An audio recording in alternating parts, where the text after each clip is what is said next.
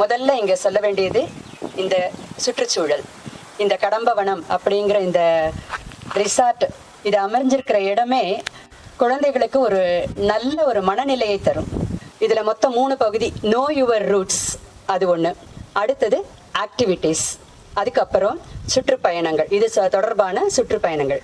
No your roots அப்படின்னு சொல்லும் பொழுது அவங்க ரொம்ப அழகா நிறைய பவர் பாயிண்ட் ப்ரெசன்டேஷன் பண்ணி குழந்தைகளுக்கு ரொம்ப அழகா விளக்கினாங்க. அது போர் அடிக்காம இருக்கணும், கண்டினியூஸா லெக்சர் கொடுத்துட்டே இருந்தா எப்படி இருக்கும், பசங்க கவனிக்காதுங்கிறதுக்காக ரொம்ப அழகா நடுவில் ஆக்டிவிட்டிஸ் ரொம்ப நல்லா வச்சிருந்தாங்க.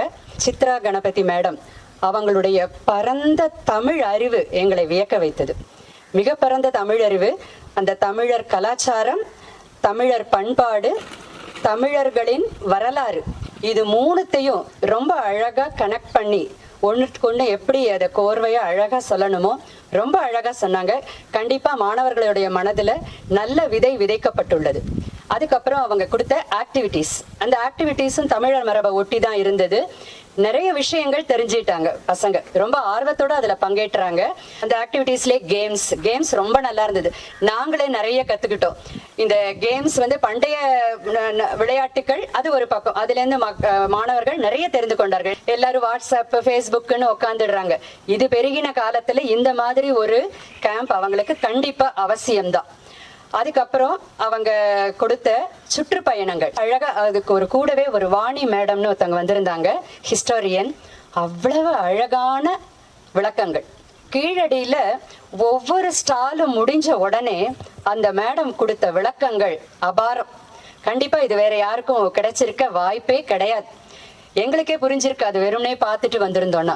அந்த ஒவ்வொரு ஸ்டாலும் முடிச்சு வந்த உடனே அந்த அங்கலத்துல உட்காந்து, அந்த முற்றத்துல உட்காந்து ரொம்ப அழகான அவங்களுடைய விளக்கம் மாணவர்களுக்கும் நல்லா இருந்தது, ஆசிரியர்களான எங்களுக்கும் நல்ல அறிவை கொடுத்தது. பூ பறித்தலும் பூ கட்டுதலும் ஒரு விஷயமானு நாங்க அங்க நினைச்சிட்டோம். ஆனா இங்க பார்த்தோதான் பசங்களுக்கு அதுவே தெரியல. ஆனா நானே இது வரைக்கும் ஒரு மல்லிகை செடியை கூட முழுசா பார்த்தது கிடையாது. மல்லிகை தோட்டத்துல பூ பறிச்சு மல்லிகையை கட்டுறது எப்படின்னு ரொம்ப அழகா கத்து கொடுத்துட்டாங்க. ஏன் பெரியவங்க முறைன்னு ஒண்ணு இருக்கு, பத்தத்தின்னு ஒண்ணு இருக்கு, இதுதான் இப்படித்தான் செய்யணும், வழக்கம்னு ஒண்ணு இருக்குன்னு அவங்க திரும்ப திரும்ப சொல்லும் பொழுது நமக்கு கோபம் வரலாம் சம்டைம்ஸ். ஆனா அதை பெரியவங்க சொல்லியே ஆகணும். சின்னவங்களுக்கு கோபம் வந்தாலும் பரவாயில்லன்னு அந்த முறை, வழக்கம், பத்தி, இந்த கலாச்சாரம் இதையெல்லாம் சொல்லி மாணவர்களை ஆசிரியர்கள் முறைப்படுத்தணும், குழந்தைகளை பெற்றோர்கள் முறைப்படுத்தணும் அப்படிங்கறத நாங்க உணர்ந்தது இந்த கேம்ப்ல. மிக்க நன்றி.